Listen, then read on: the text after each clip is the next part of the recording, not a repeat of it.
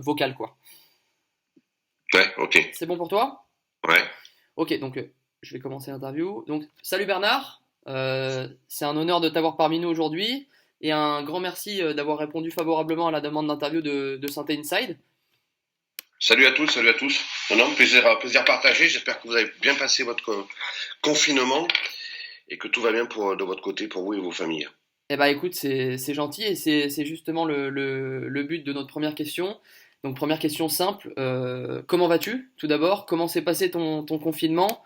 Et d'un point de vue plus professionnel, comment l'équipe a fait face à cette crise sanitaire? Vous étiez en télétravail, enfin voilà, de nous en dire plus un peu sur ces 2 3 mois un peu inédits. Ouais, on a relevé une performance assez inédite, comme vous dites, pour le journal L'équipe, puisque le journal a fermé physiquement, c'est-à-dire ses bureaux, le 17 au lendemain du début du confinement, et on s'est tous retrouvés, les reporters, moi en ce qui me concerne, envoyé spécial sur mon balcon. Ouais. Je me retrouve envoyé spécial un peu dans les quatre coins de la France pour les matchs. Là, je me suis retrouvé envoyé spécial sur mon balcon et on a essayé de sortir tous les jours un journal sans avoir aucune information sportive. Alors, c'était techniquement très compliqué parce que chacun sait qu'un journal, c'est un long processus de fabrication et tout le monde était un petit peu les photographes, les secrétaires de rédaction, les directeurs, les reporters, etc. Étaient tous éparpillés chez lui. Et je pense qu'on est quand même arrivé à faire un journal de qualité. Après, à titre personnel, je l'ai vécu comme tout le monde, hein. Profiter pour un petit peu se recentrer sur les choses fondamentales, à savoir la famille. Et puis, j'en ai profité aussi pour écrire un nouveau livre sur la Saint-Étienne, D'accord. Qui sortira prochainement? qui sortira le 8 octobre. Et D'accord. qui, bon, le titre n'est pas encore arrêté, ça sera aux éditions Hugo, avec qui j'avais déjà sorti La Légende des Vers par ceux qui l'ont écrite, Ouais. qui sera aussi là que j'ai profité du confinement pour le réactualiser et mettre à jour, parce que c'est un livre où il y a aussi pas mal de stats, donc qui ressortira le 8 octobre. Donc ça c'est pour La Légende des Vers par ceux qui l'ont écrite, et puis je vous réserve un bouquin sympa pour la rentrée scolaire de cet automne, qui sortira aussi le 8 octobre aux éditions Hugo et qui s'appellera Les Vers, Histoire secrète au XXIe siècle. D'accord. Bah écoute, c'est une bonne nouvelle et je pense que bon nombre de supporters stéphanois iront se procurer ces 2 nouveaux bouquins.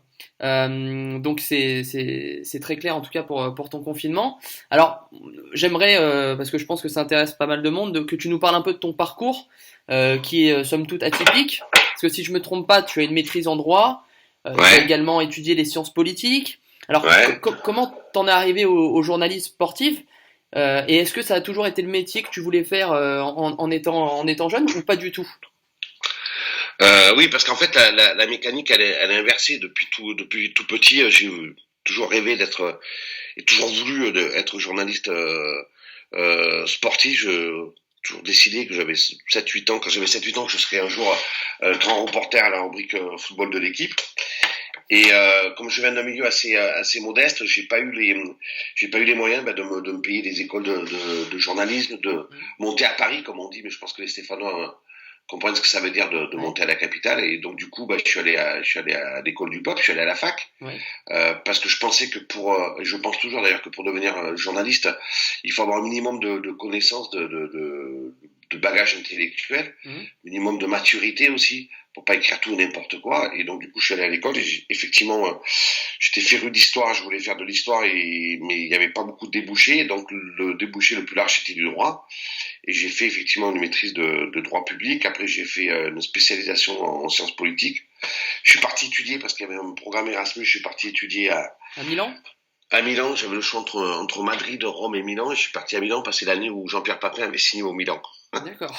Donc comme ça, j'ai pu passer la saison, enfin toute l'année scolaire à aller voir des matchs à San Siro, un coup l'Inter, un coup le Milan. Avec à l'époque, c'était génial parce qu'il y avait Ruben Sosa du côté de l'Inter et Papin, Van Basten. Savicevic de Ouais. l'autre. Donc ça c'était génial. Donc j'ai allié et donc là j'ai fait un DA de sciences politiques et après j'ai fini mes études.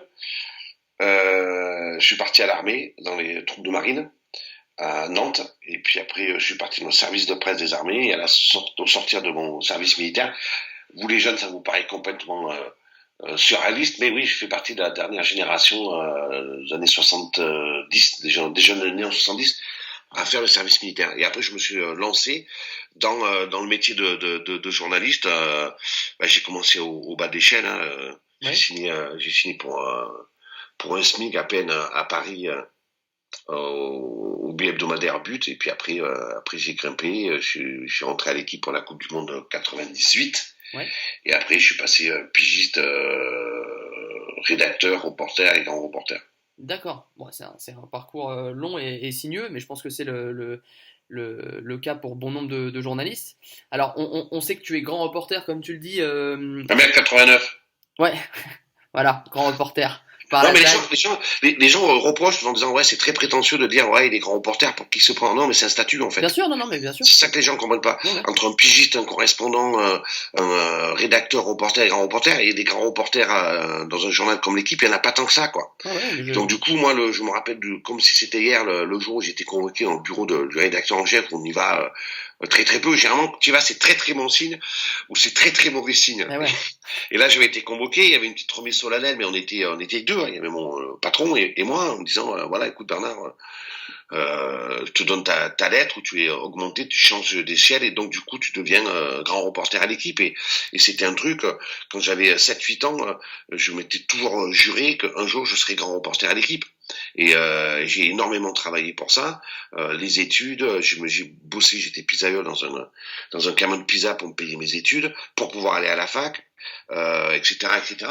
Et donc du coup, le jour où j'ai eu ça, j'étais très très très très fier. Et je sais qu'on me le reproche beaucoup en disant, ouais, tu te prends pour qui, t'es grand reporter. Non, c'est mon statut.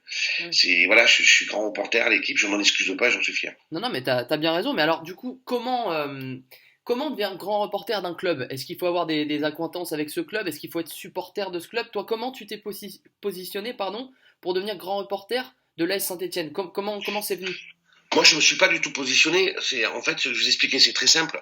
Quand je suis rentré, j'étais le plus jeune reporter de la rubrique football à l'équipe. On devait y être 18. Je crois que je devais être le 18e. Hmm.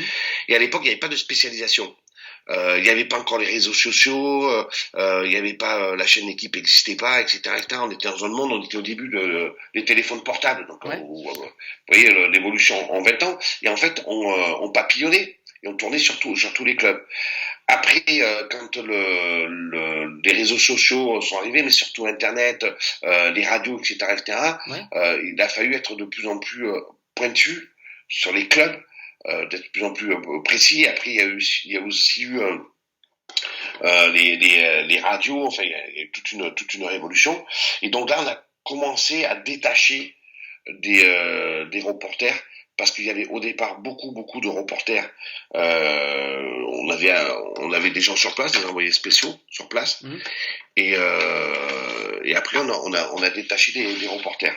Bon, moi au départ j'étais spécialisé sur aucun club, je tournais beaucoup, Ouais. je m'occupais de Nantes et les premiers clubs que j'ai fait c'était Nantes et Bordeaux. Je me suis occupé du Paris Saint-Germain aussi, Ok. mais c'est vrai que mon club de cœur, je m'en suis jamais caché, ça a toujours été Saint-Étienne. Voilà, donc faut le rappeler, à la base, tu es supporter de Saint-Étienne, ou du moins c'est le club qui t'a le plus fait vibrer durant ta jeunesse. Ouais, non, non, mais moi, ça me pose aucun, là, Ouais, ça me pose aucun problème de dire que Saint-Étienne, c'est mon club de cœur, parce que après, on va dire, ouais, mais alors c'est ton club de cœur, et du coup, tu le critiques. Sinon, c'est pas parce que tu tiens ta fille que tu la grondes jamais. ouais, ouais. Et c'est pas parce que, tu as des acquaintances personnelles, ou des amitiés personnelles, que ça t'empêche d'être professionnel. Et moi, je suis professionnel. Bien Je veux sûr. dire, moi, je suis reporter au journal L'équipe avec un devoir d'informer avant d'être supporter de l'AS Saint-Étienne. Je mélange absolument pas les deux, quoi. Alors, je sais que pour un supporter lambda, et c'est pas péjoratif du tout ce que je dis, ça surprend. Mais je suis professionnel. Bien sûr. Voilà, j'ai pas d'état d'âme. J'écris tous les jours pour des millions de lecteurs et j'ai un devoir d'informer. Bien Voilà, et sûr. donc je Ouais, fais ouais. mon métier. Je veux dire, ce que les gens ne comprennent pas, c'est que quand je sors je pense que vous allez me poser la question tout à l'heure, mais Ouais, c'est je exactement sors ça. une liste noire.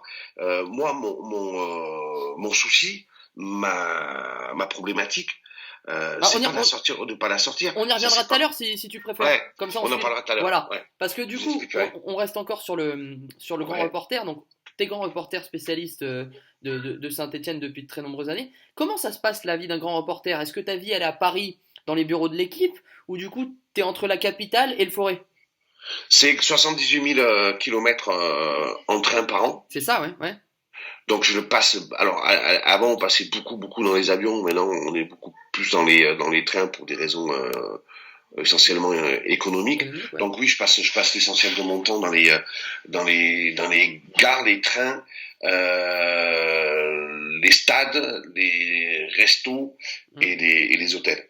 ouais. C'est-à-dire qu'en fait, sur un club comme Saint-Etienne, qui fait quand même régulièrement la Ligue Europa toutes les saisons, c'est des allers-retours permanents. Ouais, J'ai mon bureau, l'équipe, j'y vais, j'y passe en fait au moins une fois par semaine ouais, parce que je suis consultant à l'équipe du soir. ouais, Donc exactement. je vais faire une émission par semaine. Hum, Donc j'en profite ce soir, vous remarquerez les lendemains de match de Saint-Etienne, hum. parce que je reviens sur Paris, que je vais au journal, à la rédaction pour voir mes boss discuter des sujets, de comment ça se passe.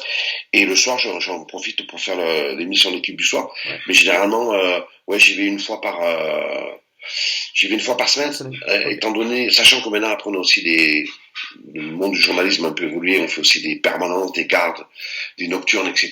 Mhm. Mais en gros c'est ça. Et puis moi je considère toujours que si tu veux être connecté, il faut être au plus près d'informations et donc sur Ah le oui, sur le terrain. Moi, terrain. mon métier c'est d'être sur le terrain. Ouais. Ah bah c'est très clair et je pense que c'est super intéressant de savoir tout ça. Alors, être grand reporter de synthé, c'est avoir la lourde tâche de devoir éclairer entre guillemets les lecteurs fans des Verts sur les arcanes du club, ce que tu fais Ouais. très bien. Alors parfois, moi, je parle à titre personnel et je pense que c'est le Ouais. ressenti de bon nombre de supporters, je me dis, putain, mais merde, comment il fait pour avoir autant d'indiscrétion? Comment il fait pour arriver à être aussi précis? Donc du coup, ma question, c'est sans dévoiler tes secrets, bien sûr, comment tu vas aller chercher les infos aussi précises? C'est un travail super chronophage, je suppose. C'est du travail, tout simplement. C'est du travail et de la confiance. Je Ouais. vais vous expliquer. Euh, Ce qui est important, ce n'est pas l'information, c'est l'auteur de l'information. C'est-à-dire on peut te sortir tout et n'importe quoi, Mhm. tout dépend qui te le dit. Voilà. Et ça, c'est des questions de confiance, Mhm. c'est une question d'expérience. Quand je parle de confiance réciproque, par exemple sur les vers Secret Story, là, le bouquin que j'ai rendu le manuscrit il y a 3 jours Ouais. et qui sortira le 8 octobre, Mhm. j'ai alors on va dire interviewé, non, j'ai rencontré, discuté, échangé avec exactement 75 personnes. Ok. Il n'y en a aucune qui sait quelle autre personne j'ai appelé. Ouais. Il n'y en a aucune qui sera citée, il n'y en a aucune qui est remerciée publiquement, Ouais. parce que je leur assure, je leur garantis un anonymat total. Ouais. Et donc c'est une confiance qui est réciproque, c'est-à-dire qu'ils savent qu'ils peuvent me parler librement, Ouais. que jamais je les trahirai, que jamais je dirais tiens en fait c'est lui qui m'a dit ça, que voilà, c'est une question d'honnêteté et de rigueur intellectuelle. À partir de ce moment-là, tout le monde sait à Saint-Etienne et ailleurs que je suis un journaliste à l'ancienne, que Ouais. je balance pas, Mhm. je suis pas à la recherche du scoop, je suis juste à la recherche de l'information. Alors après effectivement il y a des informations qui sont plus importantes que d'autres, mais il n'y a pas d'information plus importante que l'autre. Il y a une information qui est juste ou pas, c'est tout. Ouais, ouais. Donc voilà, je sais que le club, c'est assez rigolo. Vous savez, il y a le mythe de la taupe de Bernard Lyons Ouais. que le club essaie de débusquer. On en plaisante encore aujourd'hui avec Galette, avec Christophe Galtier, quand Ouais. je le croise. Il me disait, mais comment tu peux savoir? Et je lui dis, mais même mon épouse, qui est journaliste aussi, Ouais. elle ne sait pas à qui je parle. D'accord. Et vous savez que pendant le confinement, les gens se sont beaucoup ennuyés. Et j'ai passé des heures entières tous les jours au téléphone avec des gens du club, autour du club, des joueurs, etc., pour me tenir informé. Et même à mon épouse, c'est pas à qui je parlais. Quoi. Ouais. Et c'est pour ça que je pense. Et après, c'est énormément de travail, parce que les gens ont l'impression Non, que non, bien sûr. tu, Ouais. tu claques les doigts. Surtout aujourd'hui, depuis quelques années, où il y a vous savez, la dictature des infox. Et ouais. Ouais, ouais, ouais. Et ça c'est terrible parce que je veux pas dire que je passe maintenant une partie de mon temps à démonter les informations, mais un peu quand même. Mhm. Et ça, on devrait pas avoir à le faire. L'information, c'est une matière première comme le reste. et qui a besoin d'être traité et analysé et distribué par les professionnels. Et aujourd'hui, tout problème des réseaux sociaux, tout problème d'Internet, et c'est bien parce que c'est un grand espace de liberté, ça je remets pas en cause, mais le problème c'est qu'on peut dire tout et n'importe quoi. Exactement. C'est Exactement. ça Et le problème. c'est aussi la cause de l'émergence, si je puis dire, de nombreux journalistes qui, comme tu l'as dit, vont plutôt chercher l'article buzz à la réelle information. Ouais, Et c'est ouais. en ça que ça change aussi votre devoir de démonter des informations qui sont sorties à droite à gauche mais qui se révèlent fausses.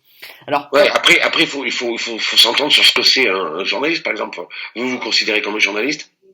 nous, à titre Ouais. personnel, pas du tout. On n'a pas Ouais. cette prétention-là, on est juste là pour relayer l'actualité et voilà, faire profiter ceux qui nous suivent Ouais, je m'excuse avec tous les défauts, je vous coupe, pardon, mais avec Ouais, tous les défauts qu'ont les journalistes, et je suis le premier à balayer devant ma porte, ouais, je rappellerai juste qu'un journaliste, à la base, sait lire et écrire, ouais. qu'à la base, il est allé à l'école, c'est-à-dire il est allé à l'école comme un garagiste, un mécanicien, est allé dans une école pour apprendre la Bien mécanique sûr, et à réparer les voitures, ben, un journaliste, il a fait ça. Alors après, il peut être bon ou mauvais, oui. selon les jugements, et ça je le respecte, comme un mécanicien peut l'être, mais à la base c'est un métier. Ouais, bien sûr. Mais après nous, on Ce va qui est pas. dangereux, c'est ça aujourd'hui. Oui, oui, C'est que tout le monde s'autoproclame journaliste, tout le monde s'autoproclame. Je vois souvent un peu des tweets où je suis l'homme qui a les infos, je peux vous dire ça. ouais. Vous ne verrez jamais en 25 ans, je pense avoir sorti quand même pas mal d'infos sur Saint-Etienne et sur d'autres clubs, On le vous ne confirme, ouais. verrez jamais être définitif et vous affirmer que c'est comme ça, que je détiens la vérité. Ouais, Le football, c'est comme le reste, c'est une matière extrêmement meuble et il faut être extrêmement humble. exactement. Voilà, Voilà. Et très humble. ouais, ouais, c'est clair. Je peux très bien me tromper sur des infos. J'ai eu ce bonheur-là de m'être encore jamais trompé parce que je les vérifie, je les coupe, je les recoupe. Mais quand j'ai des infos et je suis pas sûr à 100% que c'est fait, Tu les sors pas. je les sors pas. Ouais. Après, moi, je me revendique le droit à l'erreur, hein. Comme je revendique et je reconnais le droit à l'erreur d'un attaquant de rater un but tout fait ou d'un gardien de prendre un but de casquette. Ouais, bien sûr. Voilà. C'est clair. Mais la différence entre les bons et les mauvais, c'est il y en a un, il en fait une fois de temps en temps, et l'autre, il les multiplie. Voilà, c'est ça Exactement. la différence, ça s'arrête là. Exactement. Mais alors du coup, t'as un peu dévié sur ma prochaine question. Tu l'as dit, t'as Ouais. beaucoup de connaissances. C'est le métier de journaliste, il est beaucoup basé sur l'honnêteté que tu peux nouer, les liens de confiance que tu peux nouer avec tes sources et tes relations. Alors, on suppose que pour sortir les papiers que tu sors, il faut les avoir, ces sources et ces connaissances solides au sein du club. Moi, j'ai Ouais. une question. Est-ce que le journaliste, c'est pas en quelque sorte... Alors attention, hein, c'est pas une attaque du tout, mais Ah, un vous pouvez métier... m'attaquer. Moi, on est dans une démocratie, on est là pour Voilà. discuter. Pour moi, il n'y a pas de souci, hein. Est-ce que le journaliste, c'est pas en quelque sorte un métier fait un peu d'hypocrisme où tu vas tisser des liens avec des personnes que tu n'apprécies pas particulièrement, mais avec lesquelles tu dois faire du social pour placer tes pions au sein du club, etc. Ouais, alors moi, je vous donne ma définition déjà du journalisme. C'est qu'on fait le même métier que les flics et les curés, sans menottes ni soutane. Ça, c'est ma définition du journalisme. Pourquoi? Parce que on est au milieu de la mêlée, que on confesse les gens, comme les curés, mais on n'a pas de soutane, que souvent on fait un peu la police, malgré nous, et on a que voir ce qui se passe, toujours les disputes sempiternelles, l'histoire entre Romeyer et Caillasso, on est un peu au milieu, on fait la police entre les deux. Mhm. Euh, Moi, l'hypocrisie, c'est pas mon truc. Ouais, Honnêtement, que vous me dites qu'on peut et on doit composer, ben oui, vous devez composer avec votre femme, vous composez avec votre patron. On peut pas toujours envoyer chier tout le monde et insulter tout le monde. Vous ouais, mais voyez ce que je veux dire? on est peut-être moins amené à faire du social et à devoir tisser des liens avec des personnes dans nos corps de métier que ce qu'on doit faire dans le journalisme où le social, c'est vraiment le tissu même de ce qui va nous donner des informations, ce qui va nous placer au sein du club, etc. Ouais, mais alors là, moi, je parle pas. Déjà, tout ce que je le dis pour moi. Hein, je n'ai pas la Bien prétention sûr, bien sûr. d'incarner le journalisme sportif français du tout. Ouais, Moi, je fonctionne pas comme ça. ouais. Voilà. Ok. Moi, je suis capable de tout entendre. Je suis capable de discuter. On peut ne pas être d'accord avec moi, mais il faut juste venir en face plutôt que de me vociférer des trucs à la gueule. Ouais. Tu viens et tu argumentes, tu dis voilà, là-dessus, je suis pas d'accord et tout. Il y a aucun problème. Mhm. Mais derrière, on peut et je pense que les gens ne se rendent pas bien compte, mais des coups de téléphone, là, il n'y a pas plus tard que 2 jours, j'ai reçu un texto à plus de minuit qui n'était pas franchement sympa Mmh. de la part d'un dirigeant de Saint-Étienne. Ouais. Ce matin-là, je me suis levé, j'en avais un à 8h30. Ouais. On est soumis sous pression permanente. Je pense que les gens ne se rendent pas compte. Ils ont l'impression, Ouais. en fait, ils ont l'impression que j'arrive, que je balance tout n'importe quoi, que je me casse, je rentre à Paris Mmh. et que je m'en fous de tout. J'ai l'impression que ça marche comme ça, le journal, qu'on bosse pas. Les gens ne se rendent pas compte que c'est énormément de boulot, que c'est énormément de sérieux, qu'on essaie de travailler. Et encore une fois, moi, je me reconnais le droit à l'erreur, mais autant faire ce peu le moins possible. Et des pressions permanentes de la part des dirigeants, des agents. C'est un milieu, le foot aujourd'hui, où il y a beaucoup de passion, mais aussi il y a beaucoup de pognon. Faut pas Ah ouais, oublier. ah bah ça on le sait, hein. On le sait. Voilà. D'accord. Donc voilà, et je m'accorde qu'une limite, c'est le respect. Ouais. Voilà. On n'est pas d'accord, on bataille, on guerroie, mais on se respecte. Voilà. Ouais, c'est clair. J'avais sorti l'histoire du dopage de Santos à Sochaux la veille quand je suivais Sochaux où Sochaux jouait contre l'Inter Milan en Ligue Europa. Ouais.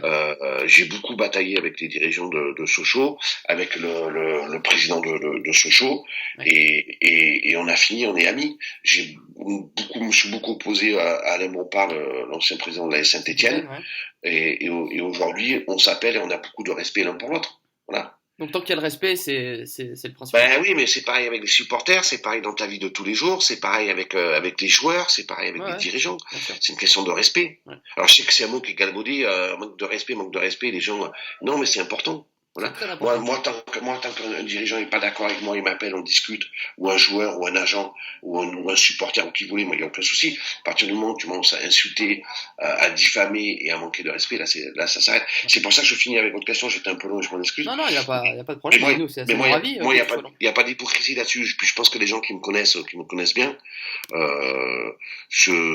moi, je fais pas de compromission, il n'y a pas d'hypocrisie. Voilà. D'accord. Et c'est pour ça aussi que je pense que j'arrive à être pas trop mauvais journaliste. C'est parce que si j'ai des amitiés, c'est des amitiés qui sont réelles. Réel et sincère. C'est noté. Bah, en tout cas, c'est très clair.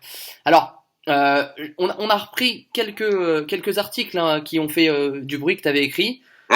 On pense à l'affaire Brian Dabo, par exemple, que tu avais annoncé en retard à l'entraînement, les premiers jours d'Oscar Garcia avec l'histoire de la clim, le message envoyé à Bernard Cayazo à Frédéric Paquet par erreur. Alors, on reproche souvent à tes papiers d'être publiés à des moments chauds et décisifs. Alors tes papiers, ils n'hésitent pas non plus. Ah, c'est génial. Tes papiers, ils n'hésitent pas non plus légitimement à épingler le fonctionnement du club. Alors, on suppose du coup que tes relations avec les dirigeants, elles sont pas au beau fixe tout le temps. Si tu comme tu l'as dit, t'es supporter vert, que tu portes ce club dans ton cœur, as-tu parfois conscience que les papiers que tu vas publier vont à l'encontre de l'intérêt général du club à des moments chauds ou décisifs? Et comment tu le vis ça? Alors, il y a deux choses. Ça, c'est un truc de dirigeant. C'est un axe de communication qui est vachement repris par les supporters et ça fonctionne parce que beaucoup me le reprochent. Ouais. Toujours sortir un papier à un moment. Je cherche à trouver le mot juste, pas critique, mais un moment important pour le club. Je vais juste te poser une question. Si tu sors pas le jour du match ou avant un match, j'écris quand un papier. Ouais, mais par exemple, par exemple, un club comme la Saint-Étienne joue tous les 3 jours. Ouais. Donc on l'écrit quand? Ouais, mais ça, alors moi, c'est la réflexion que je me suis fait aussi. Hein. C'est vrai que les papiers, des fois, ils arrivent la veille ou le jour même d'un match décisif à la course à l'Europe. Et on se dit, merde, pourquoi maintenant quoi? Pourquoi ce timing? Et alors après, tu sauras y répondre. C'est vrai que tu as une obligation un devoir d'information, mais non, mais après ça c'est encore une fois, c'est la communication qui est devenue religion. Ouais. Et qui a été reprise en cœur par les supporters quand ils veulent te faire des reproches sans savoir de quoi ils parlent, mais ils savent pas de quoi ils parlent. Je vous donnais des exemples concrets, je peux vous en donner 10 000. Effectivement, il y a des articles qui sortent avant un match. Mais je repose la question. Ouais. Un club comme Saint-Étienne qui joue tous les 3 jours, si tu le sors pas la veille ou le jour de match, tu le sors quand?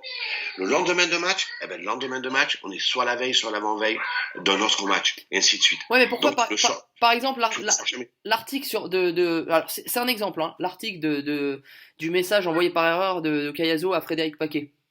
Pourquoi ne Ouais. pas le sortir en pleine semaine et pas la veille d'un match? Elle est sortie quand Alors, j'ai plus la date exacte, mais il me semble bien qu'il est sorti la veille d'un match ou le jour même. Faut être sûr de ça. Hein. Ouais, bah, je suis quasi sûr.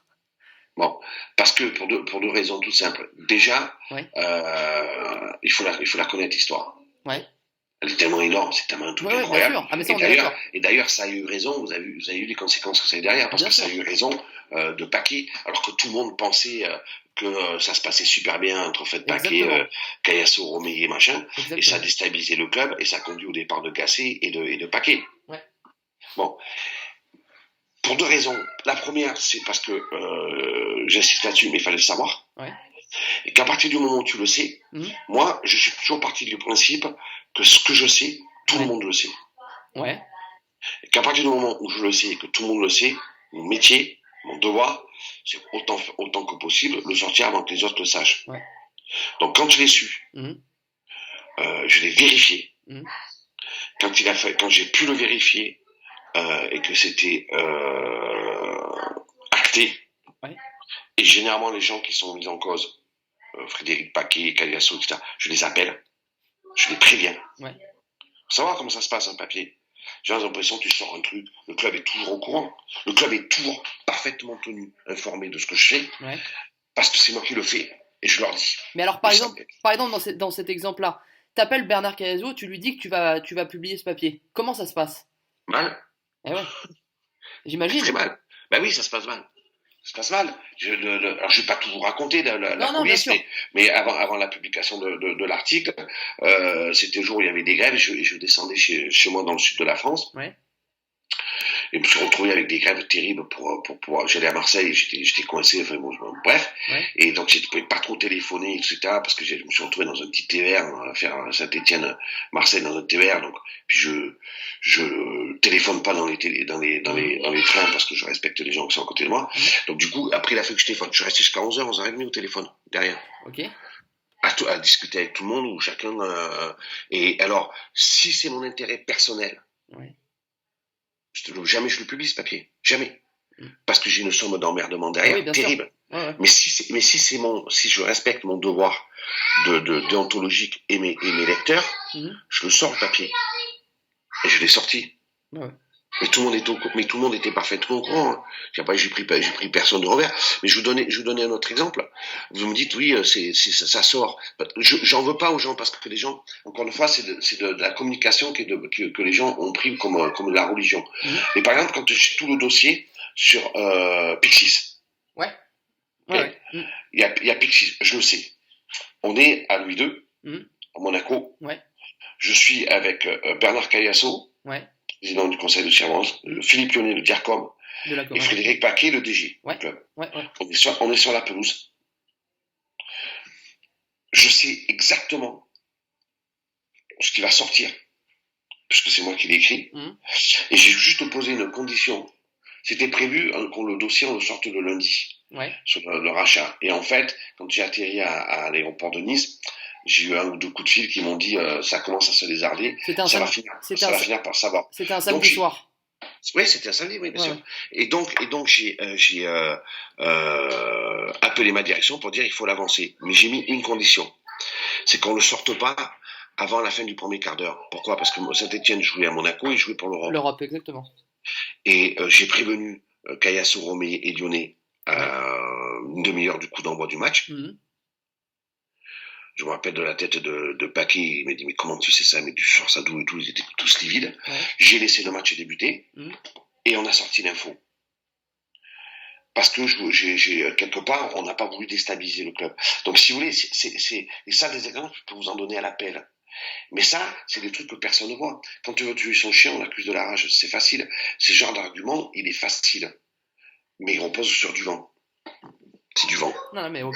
Donc en tout cas, c'est super intéressant d'avoir ton ressenti et que tu t'expliques. Non, mais ça, c'est des faits. Hein. Ce sont que des faits. Bien Hein. sûr, bien sûr. Parce que si je veux faire péter le club, je veux faire sauter le club, je vais vous expliquer, c'est pas compliqué. Hein. Mhm. Je le sors le jour du match. Ouais.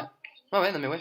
Je le sors en exclusivité sur le site au moment où ils sont à l'échauffement ou au moment où ils arrivent au stade. Si j'ai une vraie volonté de nuire je peux le faire sans problème, ça. Ouais.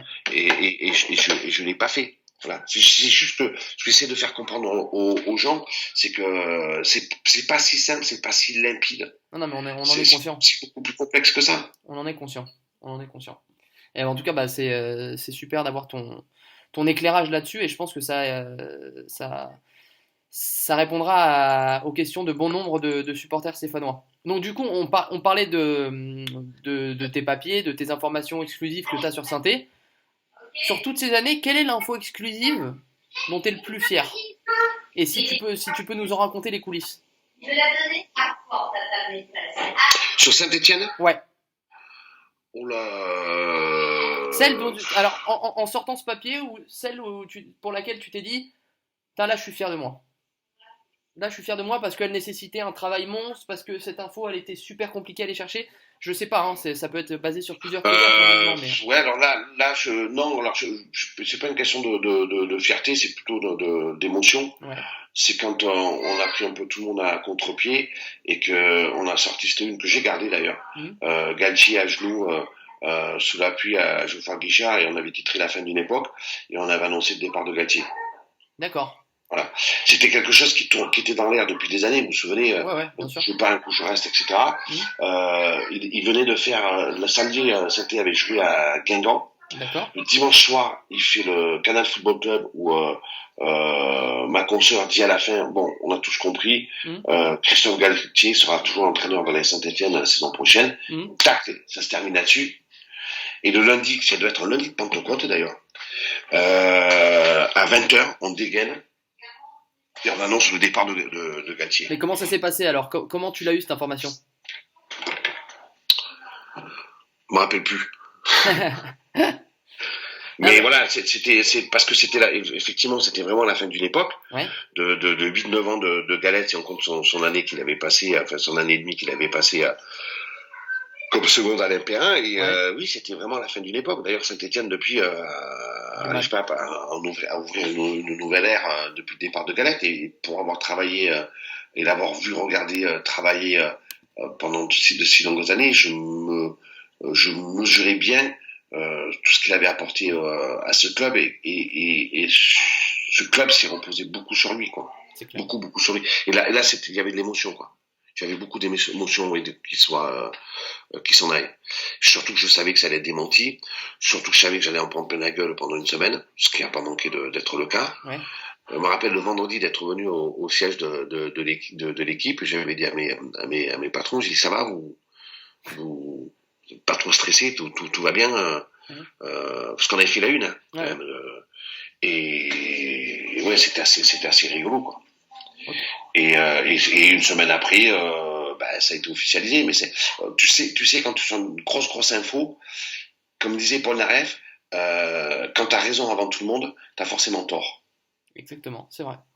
Et c'est exactement ce qui se passe à chaque fois, quoi. Ah ouais, tu sais en sortant une grosse info que tu vas t'en prendre plein la face pendant jusqu'à l'officialisation en fait de cette information, quoi. Et ça doit être pesant au final, je suppose. Ouais, il faut être costaud, ouais, il faut avoir les nerfs solides, ouais. Exactement. Faut être sûr de soi. Ouais. Faut être sûr de ce qu'on écrit. Oui, mais après c'est mon métier, je suis payé pour ça. C'est un métier que j'ai choisi, c'est un métier passion. Voilà. Après il y a l'adrénaline aussi, hein. Ah, bien sûr. Quand tu sors un papier énorme où tu prends tout le monde à contre-pied et tu annonces le départ de Galtier, c'est dans l'air depuis 2-3 ans, et qui part vraiment, et que tu es démenti par l'intéressé lui-même 2 jours après. Enfin, il n'avait pas démenti, il n'avait pas confirmé. Pas exactement la même chose. Voilà, oui, donc il y a des moments qui sont très très durs. Alors, je comprends tout à fait, mais je tiens à te rassurer, et je dis pas ça parce que on parle ensemble et que t'es là pour Synthé Inside. Quand tu fais le tour de Twitter, quand une info est sortie par tel ou tel journaliste, l'ensemble ou une grosse majorité du moins des tweetos vont dire, oula, cette information sur Synthé, on va pas s'enflammer, on va attendre la confirmation de Bernard Lyon. Donc, alors. T'as beau t'en prendre. Bernard Lyon, parce que déjà en plus c'est mon nom et c'est pas Lyon. Alors Bernard Lyon et Stéphanois. Autant pour moi. Donc t'as beau t'en prendre plein la gueule Oui, mais je sais très bien. Mais sache que t'as une réelle t'as une réelle viabilité dans le milieu. C'est-à-dire que tant que toi, tu ne vas pas confirmer telle ou telle info, on n'est jamais sûr de rien. T'es un peu Ouais, la grenouille. celui qu'on écoute sur C'est les la réseaux. grenouille, le crapaud qui monte à l'échelle pour savoir si vraiment il va faire beau demain ou Voilà, pas. exactement, Ça. c'est ça. Ouais. Donc, Non, mais c'est des trucs, parce que je vous coupe, mais par exemple, quand le match d'Angers, pour parler d'un truc récemment, cette où année, moi, où où on perd j'étais, par 4-1, hein. exemple, Ouais, non, mais ouais, où j'ai été, où ça a été extrêmement dur et extrêmement violent, ouais. très très violent. Mmh. C'est, je sais avant le match, Mmh. Angers, qu'ils ont contacté Gasset pour qu'il revienne. Je le sais. Ouais. Je vais même vous faire une confidence. Mmh. La veille du match, il joue un dimanche après-midi. Ouais. La veille du match, il y a un dirigeant de la Saint-Etienne qui ne m'appelle jamais Ouais. et qui m'appelle Ouais. pour me demander mes nouvelles. Alors j'ai dit, toi, au moment où j'ai coupé court, et j'ai dit, tu m'appelles pour savoir quel sujet je fais demain dans le journal. Ouais. Et vous êtes tous inquiets parce que vous voulez savoir si je suis au courant pour Gasset. Et là, il y a eu un énorme silence au bout du fil. Je dis, donc, je suis au courant pour Gasset. Mais comme vous jouez un match qui est très important demain à Angers, je ne l'écrirai pas. Ouais.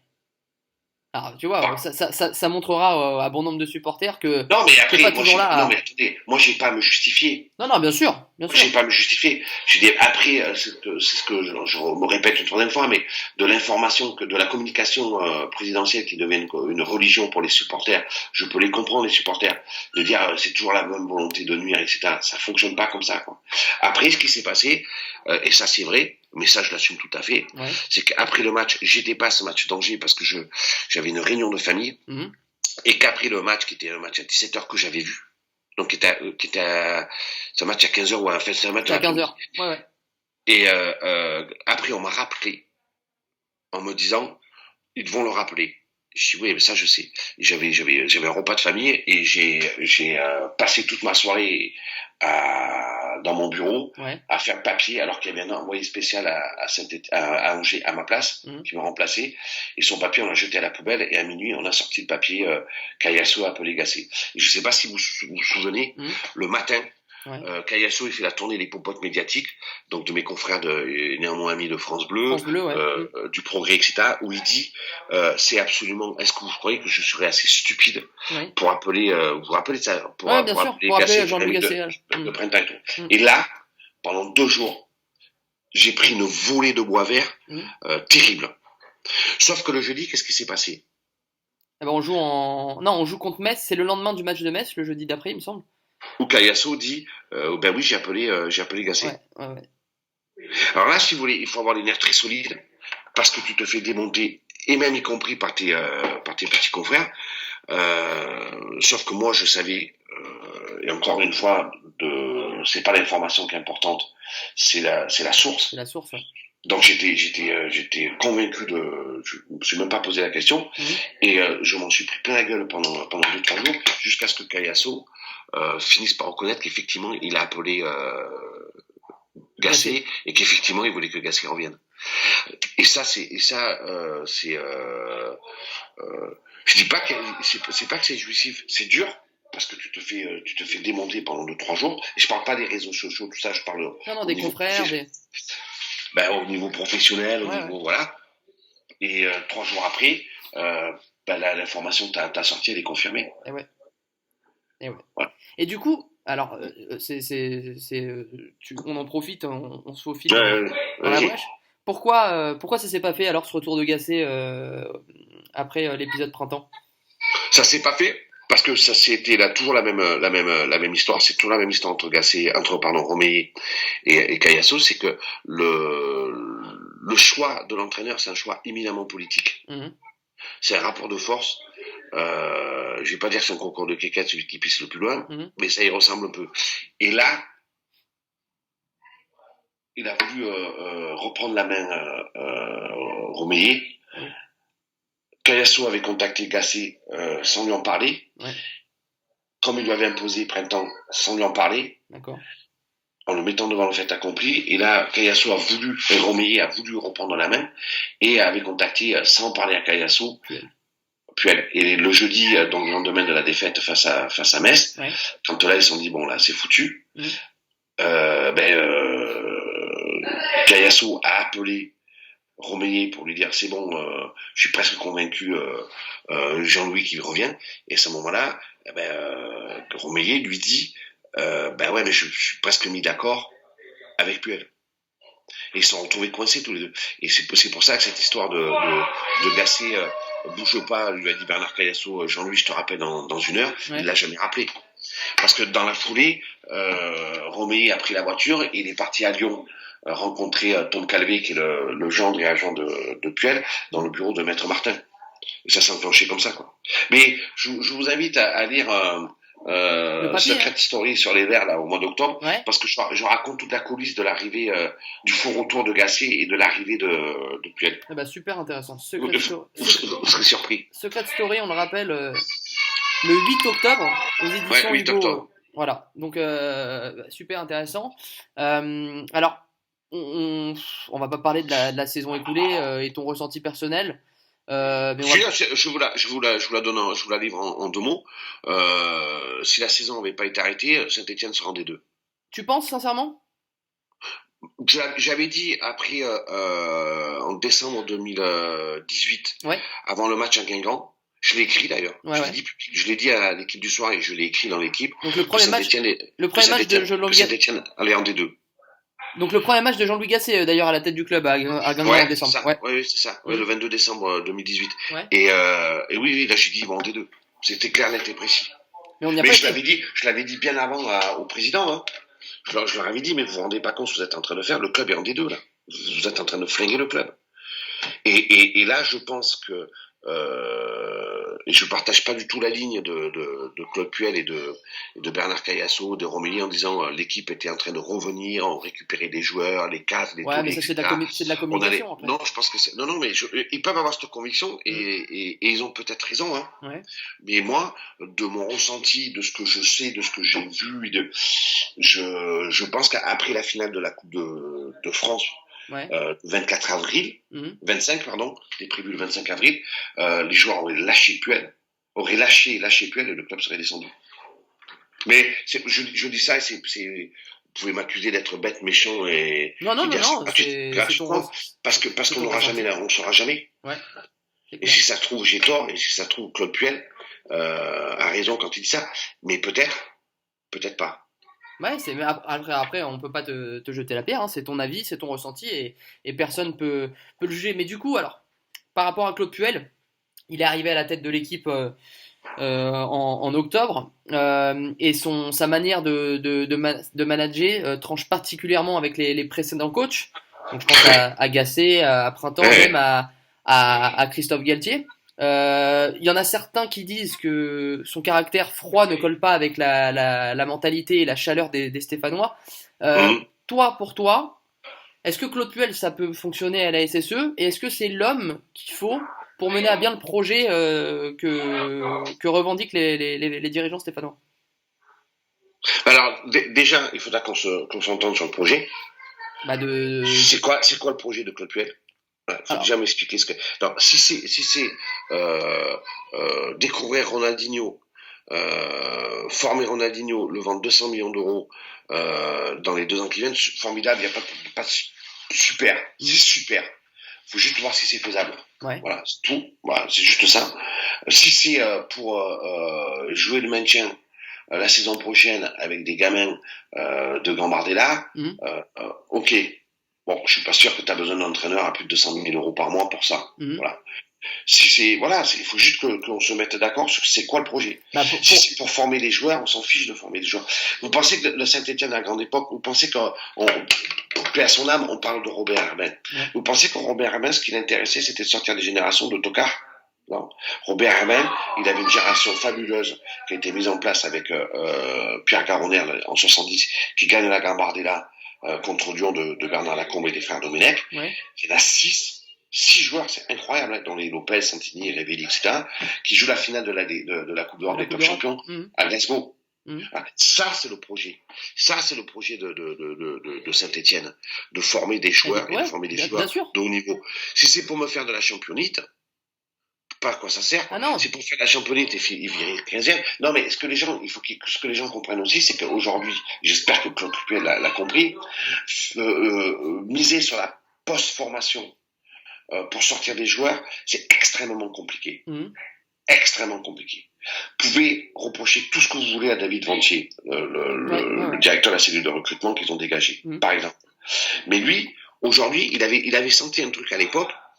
Moi, je n'avais pas très bien compris, mais bon. Et en fait, il avait raison. Ils ont bétonné tous les contrats au centre de formation parce qu'ils avaient anticipé une attaque en Europe de tous les jeunes qui étaient en fin de formation. Plus les jeunes de 18-20 ans, les Mbappé, les machins. C'est-à-dire des jeunes qui n'avaient pas encore explosé au niveau. Et ils ont bétonné tous les contrats à Saint-Etienne. 2 ans après, tu te rends compte de quoi? Saliba, Abi, Benkedine, Fofana. Ouais, mais... Vous vous rendez compte vous vous rendez compte le potentiel et surtout l'aspect financier que représentent ces joueurs. Bien sûr, mais après faut rester. Est-ce que tu es capable de le refaire? Je suis pas sûr. Bah, est-ce que Puel, il a les réseaux pour faire ça? Est-ce qu'à Saint-Etienne, tu peux leur vendre un projet en disant aux supporters, bon, ok, les gars, c'est super, on va sortir des joueurs, mais ça va prendre 2 ans et on sera 15e. Je sais pas, moi, je sais pas si les supporters sont prêts. Moi, je pense, et si tu me parles du projet de Puel, c'est de partir sur de la performance tout de suite, tout en formant des joueurs. Ouais. C'est extrêmement difficile comme challenge à relever, mais si c'est ça, oui. Mais est-ce qu'ils en sont capables? J'en sais rien. Vous me dites, ils l'ont fait à Nice, oui. Ils l'ont fait à l'avant à Lille, oui. Mais c'était une autre époque avec des joueurs qui étaient à d'autres tarifs. On est d'accord. Des jeunes qui étaient à d'autres tarifs. Ouais, mais en tout cas, il a l'air de s'entourer de ces hommes forts et on a l'impression, et c'est une première depuis l'ère Cayazo-Romeyer, que c'est le premier à bénéficier d'autant de pouvoir. Donc, est-ce que c'est une bonne chose? Ah bah ça, voilà, c'est ce que j'allais dire. On verra si c'est bénéfique, si c'est une bonne chose. Il faut se poser les bonnes questions, hein, les amis. Ouais. Est-ce que c'est une bonne chose? Est-ce que, vous savez, le pouvoir rend fou, le pouvoir absolu rend absolument fou. C'est pas moi qui dis ça, hein. C'est pas moi qui l'ai écrit. Mais c'est un peu ce que je pense aussi. Voilà. Ouais, mais après on parle d'un entraîneur qui a fait ses preuves quand même partout où il est passé. Donc vous parlez d'un entraîneur? Ouais, pas d'un manager général. Ah, mais c'est pas la même chose, les amis. Ouais. Fais attention, il faut être précis sur les mots. C'est pas la même chose. Tu as raison. Mais on peut lui laisser le bénéfice. C'est un formidable entraîneur, qu'il est sorti beaucoup de jeunes. Ouais. C'est incontestable et c'est super. Je vais même vous faire une confidence. J'ai parié un resto avec Romeyer. Je lui ai dit, si t'arrives à faire venir un entraîneur à la dimension de Claude Puel, tellement je serais content pour le club, je suis même capable de t'inviter au restaurant et te payer le resto. Tu l'as invité, j'espère. Bien sûr que je l'ai invité. Bien sûr, je l'ai invité. C'était sur la pelouse à Nîmes. Il me dit, ouais, tu serais pas content que Puel y vienne. J'ai dit, mais que vous fassiez venir un super entraîneur à Saint-Etienne, comment ça, je serais pas content? J'ai dit, super. J'ai dit, comme j'ai dit à Roland, comme je l'ai dit, j'ai dit, mais moi, ce que je veux, c'est que Saint-Etienne soit champion de France, joue la Ligue des Champions, gagne des matchs tout le temps. Bah oui. On veut tous, bien sûr. Ben oui, c'est beaucoup plus facile à travailler. C'est utopique. Tu vois des grands matchs. Mais moi, est-ce que vous pensez que j'ai pas envie de voir Cavani et Neymar à Geoffroy Guichard? Ben, bien sûr que oui. Ouais. Ben, bien sûr que oui. Oui. Ben oui. Non, mais les gens, ils ont dit, les journalistes sont là pour faire, ils veulent la mort du club, ils veulent le machin, mais pas, absolument pas. Nous, ce qu'on veut, c'est voir des grands matchs, voir des grands joueurs, prendre du plaisir, parce qu'encore une fois, quand tu es journaliste dans le sport, c'est un métier passion. Et pas te retrouver à être 15e, à avoir des contrôles saoudiens des uns et des autres. Voilà. Mais c'est clair. Ouais. En parlant de Puel, d'ailleurs, il t'a donné une interview très intéressante il y a un petit mois, c'est ça, si je me trompe pas. Ouais. Donc du coup, dans laquelle il dressait ses ambitions, son projet, ce qu'il souhaitait pour le mercato de cet été. En parlant de mercato, justement, comment tu le vois, le mercato à venir pour l'AS Saint-Etienne? Comme il se retrouve pendu financièrement, c'est très simple à comprendre. Il n'y aura pas d'arrivée sans départ. Ouais. Ah, donc du coup, si tu vends pas les joueurs, tu peux pas en acheter. Bon, ça il faut raisonner le mercato d'été de Stéphanois à partir de ce principe-là. C'est pas une règle qu'ils ont établie, c'est juste une réalité. On peut pas faire autrement. À partir de là, il va falloir qu'il dégraisse. Mais beaucoup se retrouvent avec des salaires, des gros contrats, d'avant Covid-19. Donc ça, c'est une vraie problématique. Et je suis pas sûr qu'ils aient beaucoup d'offres, Mmh. et deux, qui faciliteront un peu leur départ. On pense à Ruffier notamment, tu le vois rester, toi? Non, mais Ruffier, c'est un cas à part. Ah non, mais Ruffier partira pas. Là. Non, non, je pense à des à Boudbouz, Mvila, Kazri, Boudbouz, ouais. Villa, etc. Voilà. Je pense à ces gros salaires-là. Ruffier, c'est un cas vraiment à part. Quoi. Mmh. Mais Ruffier, de toute façon, j'en avais, parler, ouais. je leur avais dit, si vous faites ça, ils ne rejoueront plus jamais. Ouais, mais Mais voilà. est-ce que Ruffier restera pour être numéro 2 derrière Jesse Moulin? C'est la question aussi qu'on peut se poser. Non, mais la question se pose pas, je l'ai déjà écrit. La question ne se pose pas du tout. Il faut, alors les mots sont importants. Oui, il restera, mais pas comme numéro 2. Et alors, comment on fait, sachant que Puel a déclaré à Ah Jesse ben, Moulin qu'il serait numéro 1? comment on fait? Tu te retrouves avec un joueur qui te coûte chargé Ouais, 2,8 millions ouais, par an, ouais. qui restera un an de contrat, qui est extrêmement rigoureux et professionnel, mais qui refusera d'être la doublure de sa doublure. Donc ça veut dire quoi? Ça veut dire que tu t'es plombé financièrement, Mmh. et que deux, tu seras obligé de prendre une doublure à Moulin. Bah, à moins que Ruffier regagne sa place.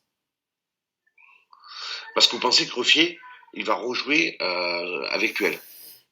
Malheureusement, si on est utopiste, on peut Non, penser non, que oui. on fait pas de la Non, fiction. non, pour moi, non. De... Connaissant le caractère des bien trempés des deux personnes desquelles on parle, non, c'est impossible. Mais c'est clair que c'est se tirer une balle dans le pied, sachant, connaissant la qualité de Ruff, sachant ce qui coûte au club de le Deux balles laisser. dans le pied. Exactement. Une sportive et une financière. Exactement, voilà. Parce que moi, vous pouvez m'expliquer tout ce que vous voulez. Je suis pas technicien, j'ai pas la compétence de l'entraîneur, Ouais. donc je respecte toujours leurs décisions parce qu'ils sont plus compétents que moi. Mais il faudra juste m'expliquer, avec toute l'amitié et l'affection et le respect que j'ai pour Jessie Moulin, Ouais. Comment Galtier, Oscar Garcia, Ouais. Gasset, Sablé, Printemps ont pu être aussi nuls, parce qu'ils sont tous nuls, ils se sont pas perçus au fil des années que Moulin était bien meilleur que Ruffier. Ah non, mais on est d'accord. Comment Didier Deschamps a pu être aussi nul pour pas s'apercevoir que Moulin était bien meilleur que Ruffier et que c'est lui qui l'aurait dû amener à la Coupe du Monde. On est totalement d'accord là-dessus. Ça, c'est sportif. Et financier, c'est qu'à un moment, quand tu es manager général d'un club, aux moyens extrêmement financiers, extrêmement difficiles, aux finances fragiles, tu mesures ce que ça coûte de flinguer un Kulusevski quand il a une option d'achat à 4,5 millions et qui est ferme, définitive et irrévocable. Et quand ce que ça fait, ce que ça risque de te coûter de flinguer un mec comme Ruffier. Qui, soit dit en passant, puisque vous regardez tous les matchs aussi bien que moi, j'ai découvert ça partout, qu'il était devenu d'une nullité absolue. Alors vous prenez l'arrivée de Claude Puel à la Saint-Etienne sur sa série des 10 matchs, à Bordeaux, etc. Et à Nantes, et vous me dites où Ruffier a coûté des points à Puel. Bien sûr, non mais c'est surtout qu'il faut voir plus large. Ruffier, il est là quand même depuis, il est quand même là depuis 8 ans. C'est surtout Ruffier qui en a fait gagner à Puel. Mais exactement, il est là quand même depuis 8 ans. Je prends pas parti pris, hein. Moi là-dessus, quand on m'explique en début d'année 2020, Ruffier est un coup de moins bien, et etc. C'est incontestable, mais qu'on me dise pas qu'il est nul, qu'il est devenu nul. Et après, on n'aura pas le temps. Mais il faut aussi se pencher la question de savoir pourquoi tous ces joueurs est extrêmement performant avec un entraîneur et extrêmement décevant avec des autres. Ça, c'est une question. Oui, mais c'est un peu le problème aussi du respect de l'institution. Quand Yann Mvila déclare alors moi je reste si Gasset reste, et après qui dit si moi je reste si Printemps et Sablé restent, on se demande si les mecs jouent pas pour leur coach. Bien sûr que je joue pour leur coach, mais ça a toujours existé.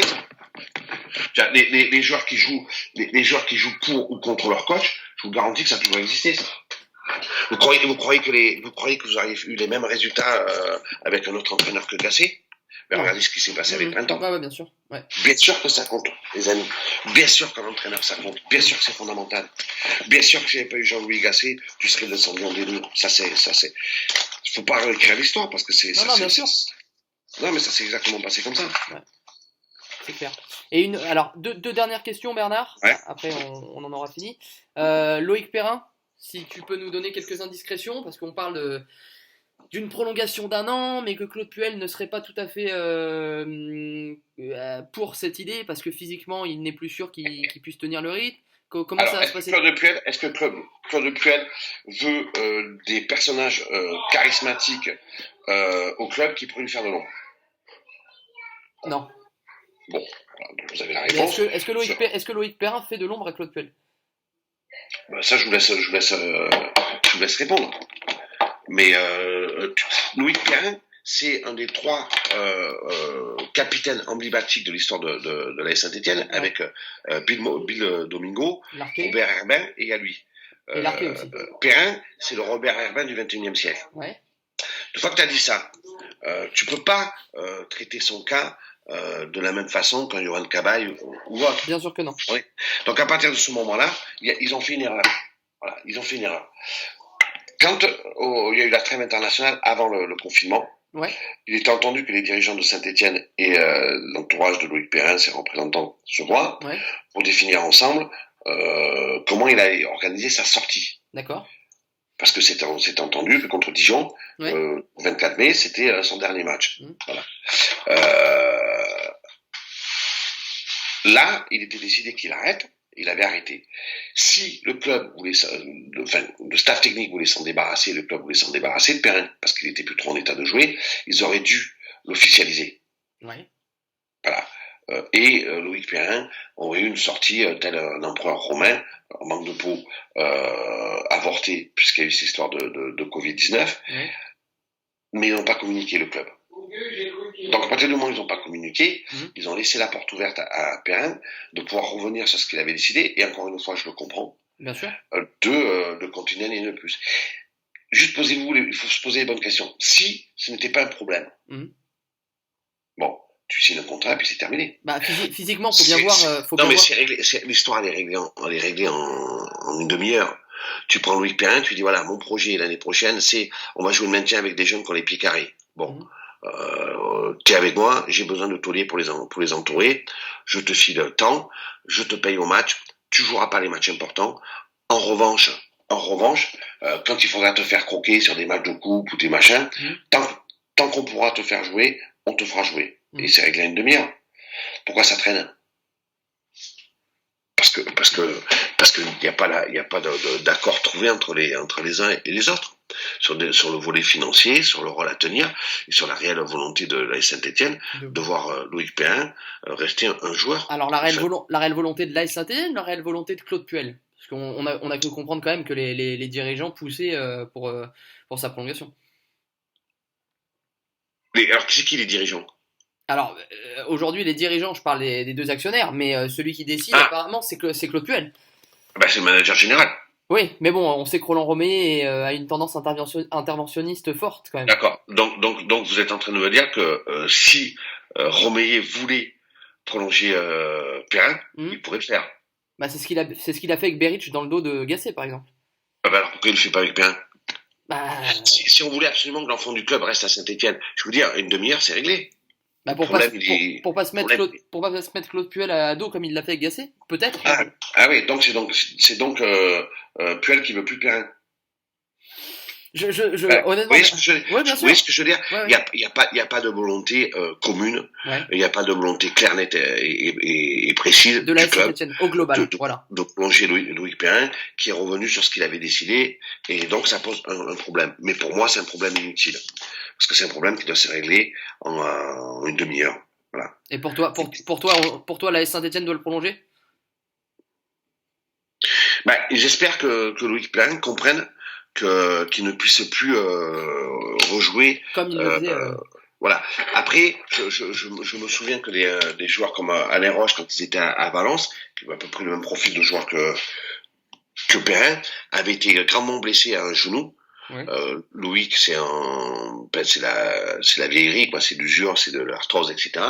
Et que Roche s'était fait soigner par un spécialiste du genou espagnol, et qu'il avait joué 2 ans de plus. Il était revenu même terminer de mémoire sa carrière au Girondins de Bordeaux.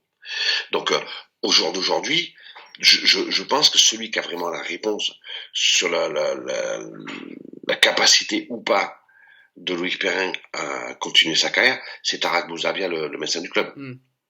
qui lui là-dessus sera pas partisan entre des données financières, des données sportives. Lui, des médecins, il dira voilà, Louis, tu peux continuer à jouer ou pas. Et si tu peux pas, il y a cette possibilité d'aller voir d'autres médecins, de consulter ou pas. Voilà. Ça, pour moi, c'est le préalable. Déjà, est-ce qu'il peut continuer ou pas? Alors c'est peut-être ce qui va se décider à la reprise du coup. Pardon? C'est peut-être du coup la décision va être prise à la reprise après avoir vu tous ensemble si il est apte à continuer ou pas. Ah mais ça, tu le sais avant. Tu le sais. Aujourd'hui, on le sait. Aujourd'hui, on le sait. Vous savez, un joueur de football, c'est une Formule 1. Hein. Je veux dire, c'est pas bon. T'as mal au genou, qu'est-ce qu'on fait? Non, ils ont déjà vu, ils ont déjà étudié, ils savent très bien ce qui s'est passé. L'année dernière, il avait mal au genou, il leur fallait une tête de gondole pour les sponsors pour partir aux États-Unis. Et Loïc, il s'était fait nettoyer le cartilage du genou. Il est parti et il est allé aux États-Unis. Ils ont joué à 42 Ouais. et il s'est fait mal. Hein. Il n'a pas eu la préparation physique on s'en souvient. Devait avoir. Voilà. Il s'était pas entraîné il n'avait pas de jouer. Pour moi, c'est pas. Je veux dire, pour moi, Béric, Perrin, c'est pas un problème. Ça devrait être réglé en une demi-heure. Donc si ça l'est pas, c'est que ça pose un vrai problème. Ouais. Voilà. D'accord. Alors dernière question et c'est une petite question mercato. T'as parlé, c'est toi qui as sorti les infos sur Franco Nora et Wagner Diaz. Ouais. Donc pour toi, c'est départ très prochain de l'AS Saint-Etienne. C'est sûr. Alors je l'ai pas écrit parce que je n'ai pas la certitude à 100%, mais à 80-90%. qu'Honora il est parti et que ça sera officialisé début juillet. Pour Honora? Ouais. Pas avant au vu de la DNCG? Non. Non. Non. Ouais, à mon avis, hein. Ouais. Après, je vous donne bien sûr. mon ressenti. Mais je suis pas Roland Romeyer, moi. Non. Ni Bernard Caillassou. Mais à mon avis, ça va se dérouler comme ça. Wagner, ça va être sans doute la même chose. Ouais. Et oui, ce sont deux joueurs qui seront partis. Ouais, qui sont partis début juillet, ils sont partis. Donc avant leur départ, il n'y aura pas d'arrivée du côté de l'AS Saint-Etienne. Ça va être compliqué. Soit tu vas chercher des joueurs en fédéral pour jouer le maintien avec Crasso. Ouais. Soit ce qu'ils veulent, c'est un très bon latéral gauche, un défenseur central, un meilleur récupérateur. Et le jeune Aouchiche aussi qui veulent. Ouais, alors Aouchiche, c'est une affaire. Aouchiche, je rappellerai qu'il est un joueur extrêmement prometteur. J'adore ce joueur. Mais il a 17 ans, il a joué un match en Ligue 1. Ouais, bien sûr. Et porter le numéro 10 et être meneur de jeu d'une équipe comme Saint-Etienne à Geoffroy Guichard, à 17 ans, il faut être costaud. Hein. Bien sûr. Et d'ailleurs, je dis 17 ans parce que il aura 18 ans le 15 juillet. Le 15 juillet, ouais. Donc, ne vous attendez pas à ce que l'officialisation de son transfert arrive avant. Ouais, bien sûr. Arrive avant. Ce sera pas avant le 15. Non, parce que les agents peuvent pas être commissionnés sur un transfert d'un joueur mineur. Exact. Voilà. Donc, on sait que l'officialisation arrivera le 15. 16. Voilà, le 15 ou le 16. Ouais. Bernard, on te remercie énormément. Non, pas de souci. J'étais un peu long, un peu brouillon. Non, alors, tu n'as pas été long du tout. Ça a été vraiment super intéressant pour nous et je pense que ça le sera pour un paquet de supporters stéphanois. Donc encore une fois, merci pour cette que j'embrasse, hein. Et que t'embrasses et qui t'embrasse aussi. Être supporter des Verts, c'est être supporter d'un club à part quand même. C'est dur, mais c'est être supporter d'un club à part. Mais c'est après la destinée d'un supporter, c'est d'être malheureux parce que t'as plus quand même de peine que de joie. Bon, à part si t'es supporter de la Juve ou de Liverpool ou de la Juve ou du Real. Ouais, encore Liverpool, rendez compte c'est vrai. Voilà, qui sont pas champions. C'est leur premier titre depuis la création officielle de la Première Ligue. Non, mais c'est un club à part, c'est un club génial, Saint-Etienne. Bien sûr, et on est très fiers de le supporter et on est très fiers d'avoir comme grand reporter de la Saint-Etienne. 1m89. 1m89, on le rappelle. En tout cas, merci beaucoup Bernard. Avec plaisir. Ça a été un honneur et merci. Et on espère te revoir très bientôt pour Santé Inside. Voilà, et prenez soin de vous surtout. Mais également toi et ta famille. À bientôt. À bientôt, au revoir.